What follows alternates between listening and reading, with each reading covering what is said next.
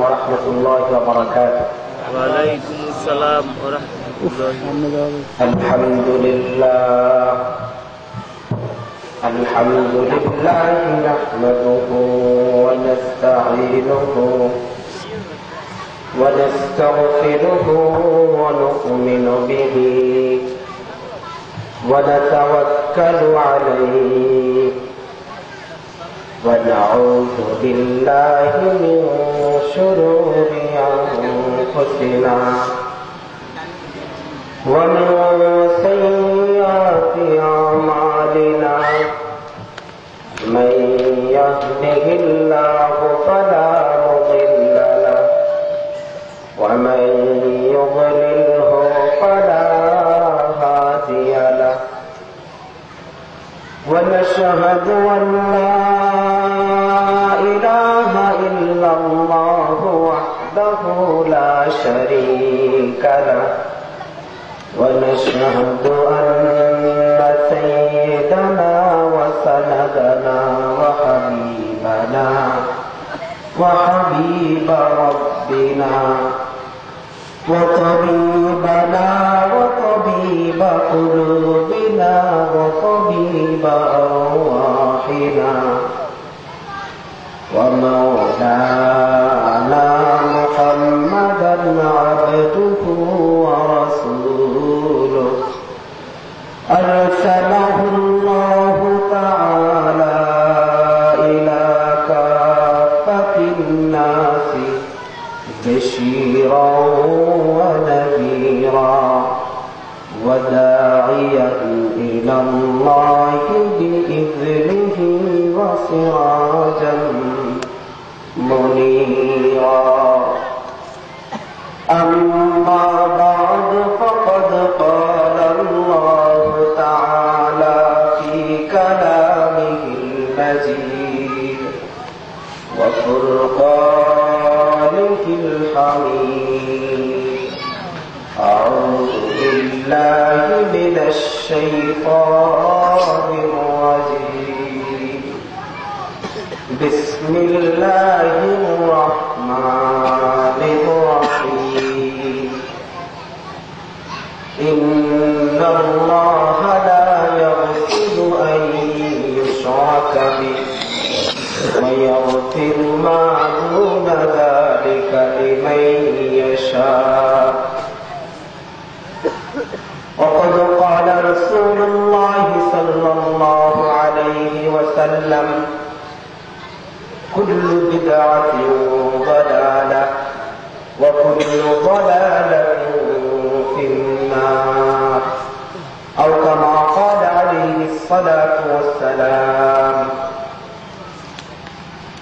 صدق الله العظيم وصدق رسوله النبي الكريم ونحن على ذلك من الشاهدين والشاكرين. بارك الله لنا ولكم في القرآن العظيم ونفعنا وإياكم بالآيات والذكر الحكيم. সবাই বরকতার রাসূল করিম সাল্লাল্লাহু আলাইহি ওয়াসাল্লামের মহব্বত নিয়ে দুরূদ শরীফ আল্লাহুম্মা সাল্লি আলা মুহাম্মাদিন ওয়া আলা আলি মুহাম্মাদ কামা সাল্লাইতা আলা ইব্রাহিম ওয়া আলা আলি ইব্রাহিম ইন্নাকা হামিদুম মাজিদ. اللهم بارك على محمد وعلى آل محمد كما باركت على إبراهيم وعلى آل إبراهيم إنك حميد مجيد. تعليم الدين মাদ্রাসা বরিশাল গৌর নদীর সৈকত এলাকার উদ্যোগে আয়োজিত প্রচলিত শিরক ও বিদআত শীর্ষক পর্যালোচনা ওয়াজ মাহফিলে উপস্থিত সম্মানিত সভাপতি, উপস্থিত মুআজ্জাজ মায়নাজ উলামায়ে কেরাম, উপস্থিত ফকিহুল মিল্লাত মুফতি আজম মুফতি মাহমুদ হাসান গঙ্গুহি রহমতুল্লাহ আলাইহির সুযোগ্য খলিফা মুফতি মাহবুব সাহেব দামাত বারাকাতুহু,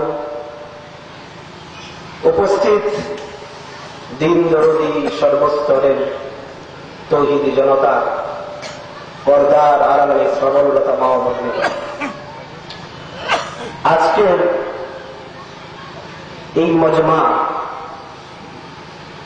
এটা প্রচলিত কোনো ওয়াজ মাহফিল নয়, এটা আপনারা পোস্টার দেখেই বুঝতে পেরেছেন, তাই না? পোস্টারে সুস্পষ্ট ভাষায় লিখে দেয়া আছে কি আলোচিত হবে আজকের মাহফিল। বিষয় সুনির্দিষ্ট করে দেয়া আছে প্রচলিত শিরক এবং বিদআত। সুতরাং আমরা বিশ্বাস করি এখানে কেউ এরকম কেউ নাই, তবে যদি কেউ থাকেন তাহলে কিছু কড়া কথা শোনার জন্য প্রস্তুত হয়ে থাকে। যেহেতু আমাকে বলতে হবে কোরআন হাদিসের আলোকে প্রচলিত শিরক এবং বিদআত, যদি সেই শিরকে লিপ্ত কেউ থাকে, যদি সেই বিদআতে লিপ্ত কেউ থাকে, তার বিরুদ্ধে আমাকে বলতেই হবে। তবে কাউকে কষ্ট দেওয়া, কাউকে ঘায়েল করা মাকসাদ নয়, বরং আল্লাহ রব্বুল আলামিন আমাদের উপরে, উলামায়ে কেরামের উপরে যেই দায়িত্ব ন্যস্ত করেছেন, সেই দায়িত্ব পালনার্থে একথা আমাকে বলতে হবে। প্রত্যেক জমানায় আল্লাহ রব্বুল আলামিন রাসূল প্রেরণ করেছেন উম্মতের মাঝে, মানুষের মাঝে প্রচলিত শিরক এবং বিদআতকে উপড়িয়ে ফেলার জন্য, তাওহীদের দাওয়াতকে এবং সুন্নতের রাসূলকে মানুষের সামনে উপস্থাপন করার জন্য। যেহেতু আখিরি নবী সাইয়্যিদুল কাউনাইন খাতামুন নবিয়্যিন মুহাম্মদুর রাসূলুল্লাহ সাল্লাল্লাহু আলাইহি ওয়াসাল্লামের পরে আর কেউ আসবে না, উনি সর্বশেষ এবং সর্বশ্রেষ্ঠতম নবী। এই জন্য কিয়ামত পর্যন্ত আনেওয়ালা উম্মতের মাঝে আসা শিরক এবং বিদআত রুখে তাওহীদ এবং সুন্নতের রাসূলকে উপস্থাপন করার দায়িত্ব নবী উলামায়ে কেরামের উপরে ন্যস্ত করে ঘোষণা দিয়েছেন, আল উলামা ওয়ারাসাতুল আমবিয়া, যে নিশ্চয়ই উলামায়ে কেরাম হচ্ছে নবীদের ওয়ারিস। নবী জীবিত থাকলে তিনি যেমন শিরকের মূলোৎপাটন করতেন, নবী জীবিত থাকলে তিনি যেমন সুন্নতে রাসূল আল্লাহ রাব্বুল আলামিনের নির্দেশিত পথকে মানুষের সামনে পেশ করতেন, নবী চলে যাবার পরে এই মহান দায়িত্ব উলামায়ে কেরামের উপরে ন্যস্ত হয়ে গেছে। প্রত্যেক জমানার উলামায়ে হক দ্বীনের শরীয়তের চৌকিদার, দ্বীনের শরীয়তের চৌকিদার, দ্বীনের শরীয়তের ঠিকাদার নয়, দ্বীনের শরীয়তের ঠিকাদার নয়। অনেকে বলে হুজুর আপনারা কি দ্বীনের ঠিকাদারি নিছেন? একবার মাজার নাজায়েজ কর, আরেকবার এই পীররে ভণ্ড কর, আবার বাউল গানরে নাজায়েজ বলেন, আপনারা কি দ্বীনের ঠিকাদারি নিছেন? আমরা বলি আমরা দ্বীনের ঠিকাদারি নেই নাই, কিন্তু দ্বীনের চৌকিদার, দ্বীনের চৌকিদার। যখন গ্রামের চৌকিদার রাতের বেলা ডিউটিতে দাঁড়ায়, ওই চৌকিদারের দায়িত্ব এই গ্রাম থেকে কোন মূল্যবান বস্তু বের হতে দিবে না। রাতের আধারে কিংবা দিনের আলো, পূর্ণিমা রাতে কিংবা অমাবস্যার রাতে যেন বহির শত্রু এই গ্রামের ভিতরে কোন ময়লা আবর্জনার ডাস্টবিন নিক্ষিপ্ত করতে না পারে। একজন চৌকিদার নিজের জানকে বাজি রেখে সীমান্ত প্রহরায় দাঁড়িয়ে সে নিজের জানের নজরানা পেশ করে, কিন্তু গ্রাম থেকে কোন মূল্যবান বস্তু বের হতে দেয় না, কোন আবর্জনার স্তূপ ওই গ্রামে ঢুকতে দেয় না। একজন সীমান্ত প্রহরী যে দেশের সীমান্ত প্রহরার দায়িত্বে আছে, ওই ব্যক্তির দায়িত্ব থাকে নিজের দেশ থেকে কোন মূল্যবান বস্তু যেন কোন দেশদ্রোহী দেশ থেকে বের করে নিয়ে বহির্রাষ্ট্রে নিয়ে যেতে না পারে। আবার বহির্রাষ্ট্রের কোন শত্রু কোন দুশ্মন যেন বহির্রাষ্ট্র থেকে এদেশের জন্য ক্ষতিকারক কোন বস্তু ঢুকাতে না পারে। সে নিজের জানের নজরানা পেশ করে, নিজের প্রাণের নজরানা পেশ করে সে তার দেশকে রক্ষা করেছে। একজন সীমান্ত প্রহরী যখন দায়িত্ব পালনে রত থাকে, তখন যদি দায়িত্ব পালন অবস্থায় দেশ থেকে কেউ কোন মূল্যবান বস্তুকে বের করে নিয়ে যেতে চায়, তাকে প্রথমে বুঝায়, যদি না বুঝে তাহলে তাকে ফায়ার করে। ঠিক তেমনি যখন বহির্রাষ্ট্র থেকে কোন নিষিদ্ধ জিনিস, কোন নাপাক জিনিস, কোন আবর্জনার বস্তু তার দেশের মধ্যে আমদানি করতে চায়, স্মাগলিং করতে নিজে সামনে এগিয়ে এসে ওই ব্যক্তিকে প্রথমে বুঝায়, আমার দেশের মধ্যে নিষিদ্ধ বস্তু ঢুকতে যাওয়া যাবে না। যদি সে না বুঝে তাহলে সে অস্ত্রের ফায়ার করে। সীমান্ত প্রহরীর অস্ত্রের নাম গোলাবারু, অস্ত্রের নাম উলামায়ে কেরাম। ঠিক তেমন দ্বীনের শরীয়তের চৌকিদার হয়ে, দ্বীনের শরীয়তের দায়িত্বশীল হয়ে দ্বীনের সীমান্তে দাঁড়িয়ে আছে, যেন দ্বীনের মাঝে কোন জরুরিয়াতের দ্বীনকে, কোন দ্বীনের কোন সুন্নতকে, দ্বীনের কোন ওয়াজিবকে, রাসূল করিম সাল্লাল্লাহু আলাইহি ওয়াসাল্লামের কোন তরিকাকে কোন ব্যক্তি মুলহিদ হয়ে, ইলহাদ করে, নাস্তিক হয়ে, ধর্মদ্রোহী হয়ে দ্বীনের শরীয়তের কোন বিধানকে যেন বের করে না নিতে পারে। ঠিক তেমনি দ্বীনের অন্তর্ভুক্ত নয় এমন কোন বেদাতকে, এমন কোন রসুলকে, এমন কোন রেওয়াজকে, এমন কোন রীতিকে যেন ধর্মের নামে, দ্বীনের নামে, সওয়াবের নামে দ্বীনের মধ্যে অন্তর্ভুক্ত না করতে পারে। চৌকিদার হয়ে উলামায়ে কেরাম, উলামায়ে হক হার হার জমানায় দ্বীনের শরীয়তের ওই সীমান্ত প্রহরায় দায়িত্ব পালন করে আসতেছে। এরপরেও যদি দ্বীনের শরীয়তের কোন বিধানকে বের করে নিয়ে যেতে চায় কেউ, কিংবা কোন আবর্জনা, বেদাতের আবর্জনা, বেদাতের নষ্টামি দ্বীনের শরীয়তের ভিতরে ঢুকাতে চায়, তাহলে সীমান্ত প্রহরী গুলি দিয়ে, সীমান্ত প্রহরী গুলির অস্ত্র নিয়ে তার সীমান্তকে রক্ষা করে চলে। কিন্তু দ্বীনের শরীয়তের ওই চৌকিদার, দ্বীনের শরীয়তের আহলে হক উলামায়ে কেরাম তখন তারাও ফায়ার করে। তবে এই ফায়ারের নাম দলিল, নাম দলিল। উলামায়ে হক দলিল গুলি ছুড়ে ওই বাতিল পন্থীদের, যারা দ্বীন থেকে মাসাইলকে বের করে নিতে চায় কিংবা দ্বীনের ভিতরে বাতিল বস্তু ঢুকাতে চায়, তাদের সামনে ফায়ার করে। ওই ফায়ারের নাম দলিলের ফায়ার। কি দেশ করে? আমিও আজকে ইনশাআল্লাহ প্রচলিত শিরিক বিদআতের উপরে দলিলের ফায়ার করব ইনশাআল্লাহ, সুম্মা ইনশাআল্লাহ। শিরিক এবং বিদআত এই দুটা এমন বস্তু, হার হার মুসলমানের এই বিষয়ে অবগতি লাভ করা আবশ্যক। আমাদের কালিমার প্রথম অংশ কি? লা ইলাহা ইল্লাল্লাহ। এই কালিমার শুরুতেই লা, শুরুতেই না।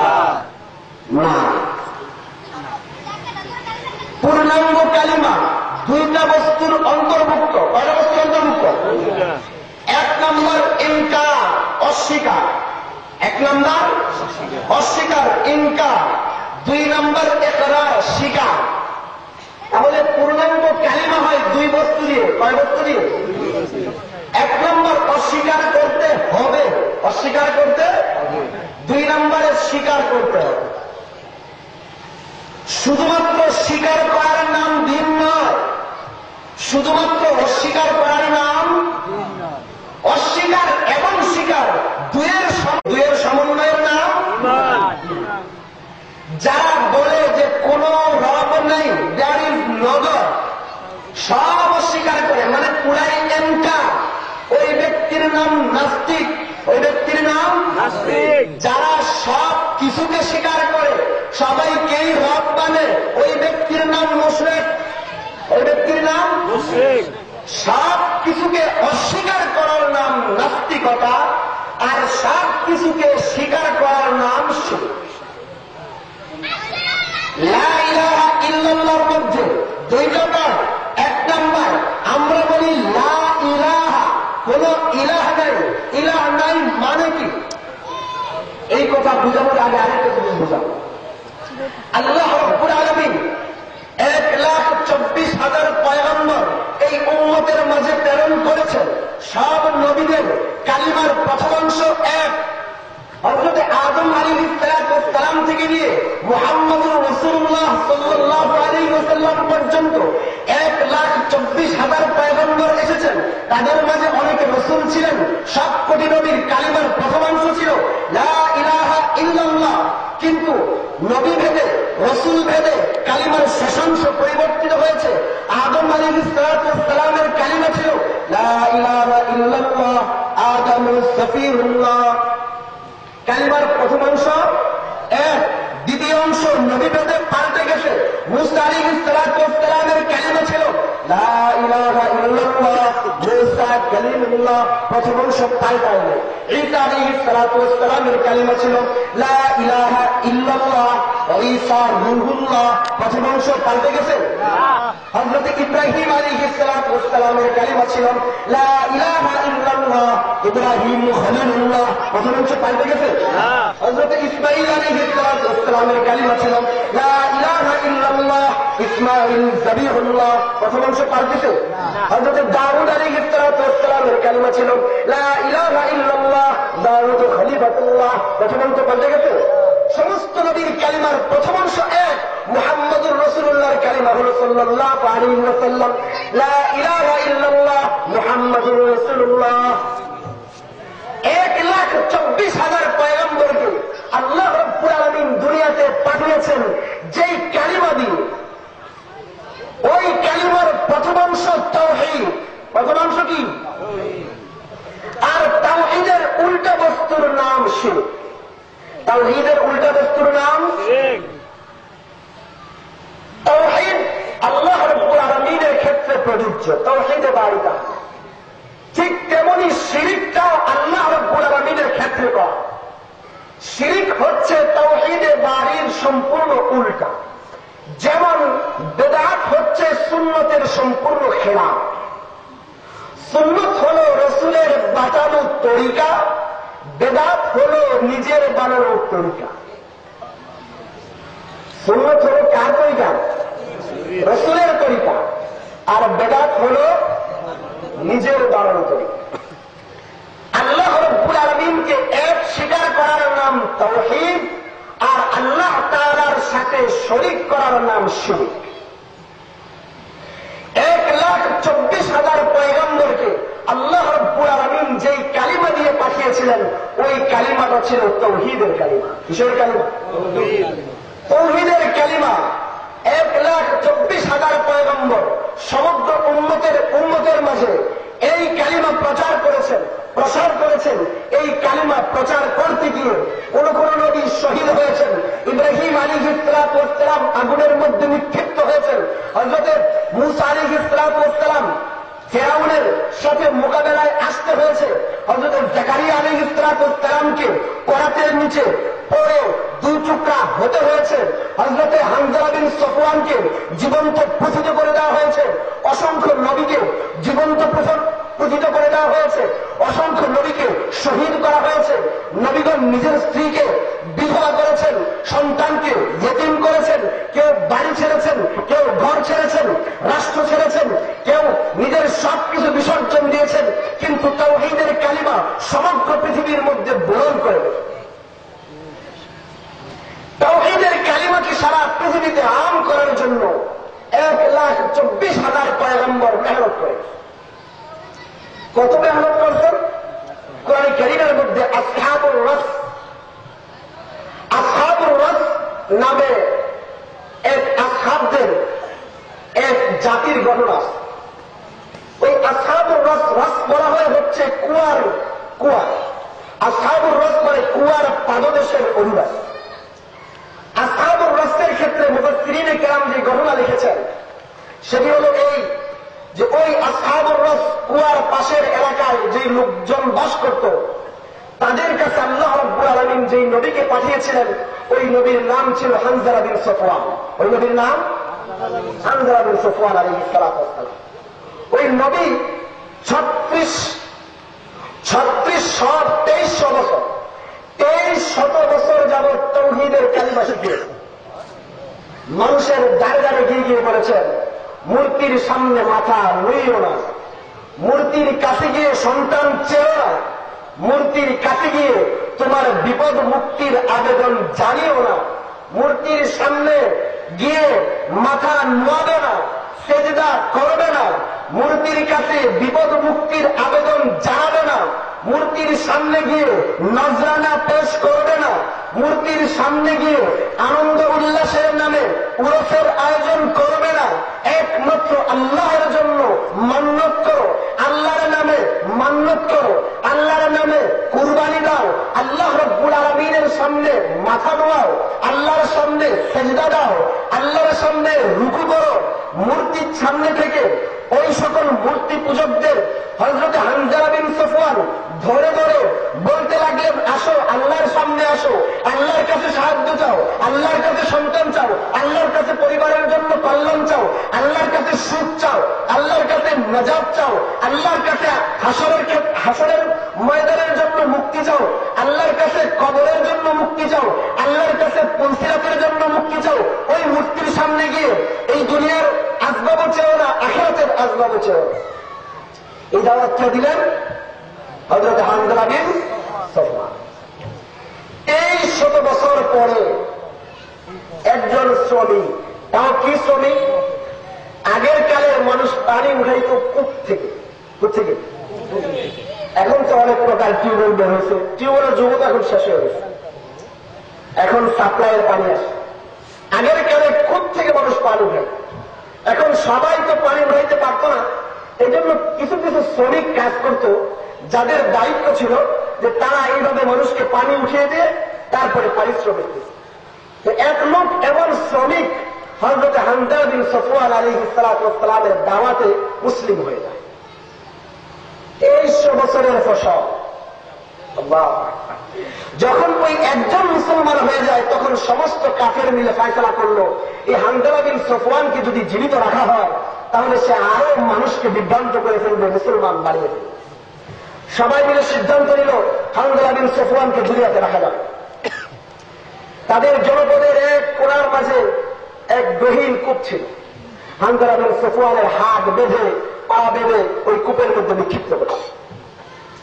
নিক্ষিপ্ত করার পরে ওই কূপের উপরে একটা বিশাল বড় পাথর চাপা দিয়ে রেখে একদিন 2 দিন 3 দিন পরে ওই উম্মত, ওই শ্রমিক যখন খবর পেল আমার নবীকে ওই দুশমনেরা, ওই কাফেররা ওই কূপের মধ্যে বন্দী করে রেখেছে, তখন সে এসে ওই কূপের কাছে এসে পাথরের ফাঁক দিয়ে নিচে তাকিয়ে বলে, ইয়া রাসূলুল্লাহ, হে আল্লাহর রাসূল, হে আল্লাহ রাব্বুল আলামিনের প্রেরিত নবী, আপনি আমাকে বলুন বর্তমানে এই বিপদের মুহূর্তে আমার জন্য কি কাজ? ভালো করে খেয়াল করবেন। আল্লাহু আকবার। এই বিপদের মুহূর্তে মৃত্যু সামনে ভাসতেছে, মূর্তমান মৃত্যু সামনে। এমন সময় হানজালা বিন সফওয়ান বলে, আমি তোমাকে বলেছিলাম বলো লা ইলাহা ইল্লাল্লাহ, এই কথার উপরে তুমি অটল থাকো। তুমি যে বলেছো মূর্তি নাজাতদাতা নয়, তুমি যে বলেছো মূর্তি বিপদ মুক্তকারী নয়, তুমি যে বলেছো মূর্তি সন্তানদাতা নয়, তুমি যে বলেছো তোমার কবরে মূর্তি মুক্তি দেবে না, তুমি যে বলেছো হাসরে মূর্তি দেবে না, তুমি যে বলেছো একমাত্র আল্লাহ তাআলা খালেক, আল্লাহ তাআলা মালিক, আল্লাহ তাআলাই সব কিছু করনেওয়ালা, এই কথা যে তুমি বলেছ এর উপরে অটল থাকো। হানজালা বিন সাফওয়ান আলাইহিস সালাতু ওয়াস সালামের এই উম্মত নবীর কথা শুনে কাঁদতে কাঁদতে বাড়িতে চলে। আরো 2 দিন 3 দিন পরে ওই কাফেররা এসে দেখল, চলো তো সবাই দেখে আসি এই গহীন কূপের ভিতরে অন্ধকার কূপ, নবী হয়তোবা তার মাথা থেকে নবুয়তের ভূত, ওদের ভাষায় তাওহীদের ভূত বুঝি তার মাথা থেকে চলে গেছে। সরদাররা এসে যখন পাথর সরাইল, সরানোর পরে হানজালা বিন সাফওয়ানের দিকে তাকিয়ে বলে, হানজালা, এখন তুমি আমাদেরকে বলো তোমার কি ফায়সালা? হানজালা, তোমার কি ফায়সালা? হানজালা বিন সাফওয়ান এমন বিপদের মুহূর্তে তাদেরকে বলতেন, কুলু লা ইলাহা ইল্লাল্লাহ তুফলিহু। হে লোকেরা, বলো লা ইলাহা ইল্লাল্লাহ, সফল কাম হবে। একথা শোনার পরে ওই কাফেররা বুঝে গেল এই হানজালা নিজের জীবনের সব কোটি রক্তবিন্দু উৎসর্গিত করে দেবে, কিন্তু কালিমার দাওয়াতকে ছাড়বে না, একত্ববাদের দাওয়াতকে ছাড়বে না, তাওহীদের দাওয়াতকে ছাড়বে না। সুতরাং সিদ্ধান্ত নিল যে এই নদীকে এই কূপের মধ্যে জীবন্ত পতিত করে। আশেপাশ থেকে মাটি এনে আস্তে আস্তে দুপাশ দিয়ে ভরাট করতে শুরু করে। হাঁটু পর্যন্ত গেড়ে গেল, কোমর পর্যন্ত ডুবে গেল, গলা পর্যন্ত যখন আসলো, তখন ওই কাফেররা আবার নদীকে বলতে, হানজালা, এখনো তুমি ভেবে দেখো, তুমি যদি তাওহীদের দাওয়াত থেকে ফিরে আসো, যদি একত্ববাদের দাওয়াত থেকে ফিরে আসো, যদি বলো আমাদের এই পীর, আমাদের মুর্শিদ, আমাদের বাবা, আমাদের মূর্তিরাও নাজাত দিতে পারে, আমাদের মূর্তিরাও সন্তান দিতে পারে, একথা যদি তুমি বলো, নাজাত তোমাকে আমরা এখনই ছেড়ে দেব। আল্লাহু আকবার। সাফওয়ান বলে, আমার জীবনের সবকিছু উৎসর্গিত হয়ে যাবে, কিন্তু তাওহীদের কালিমা, তাওহীদের বিশ্বাস, তাওহীদের দাওয়াত থেকে আমি হানজালা বিন সাফওয়ান এক চুল পরিমাণ নেব। এরপরে ওই কাফেররা সবাই মিলে হানজালা বিন সাফওয়ানের উপরে মাটি চাপা দিয়ে তার উপরে নাচতে শুরু করে। কোরআন কারীমের মধ্যে আসছে, এরপর আল্লাহ রাব্বুল আলামিনের জালালী মেজাজের মধ্যে জোশ আসে, ওই সকল সম্প্রদায়কে আল্লাহ তাআলা ধ্বংস করে। একজন নবী নিজের জীবন উৎসর্গ করেছেন কেন? কিসের জন্য? শিরকের জন্য, তাওহীদের জন্য? কিসের জন্য? হযরত ইউনূস আলাইহিস সালামের ঘটনা আমরা সবাই জানি, আমি পুরা ঘটনা মোটেও বলবো, এতটুকু বলবো। হযরত ইউনূস আলাইহিস সালাম যখন মাছের পেটে ছিলেন না, মাছের পেটে থাকার পরে ওই 40 দিন ইউনূস আলাইহিস সালাম কি দোয়া করেছিলেন? ফানাদা ফিজ-যুলুমাত আল্লা ইলাহা ইল্লাল্লাহ, ফানাদা ফিজ-যুলুমাত আল্লা ইলাহা ইল্লা আনতা সুবহানাকা ইন্নী কুনতু মিনাল যালিমিন। দোয়া করেছিলেন না? ফানাদা ফিজ-যুলুমাত। হযরত ইউনূস আলাইহিস সালাম মাছের পেটের মধ্যে নাদা ইউনাদি বলা হয়, ফরিয়াদ করা, হাহাকার করা, চিৎকার করা। ফানাদা ফিজ-যুলুমাত, ওই মাছের পেটের আধারে, মাছের পেটের অন্ধকারে ইউনূস আলাইহিস সালাম ডাকতে লাগলেন, ফরিয়াদ করতে লাগলেন, কাতরাতে লাগলেন, কাঁদতে লাগলেন। কেঁদে কেঁদে কি বলেন? আল্লা ইলাহা ইল্লা আনতা। আবার বলতে কি বলতেছেন? লা ইলাহা ইল্লা আনতা। এই অংশটা ভালো করে খেয়াল করতে। নবী, প্রত্যেক জমানার নবী, ওই জমানার সবচেয়ে শ্রেষ্ঠতম সৃষ্টি হয়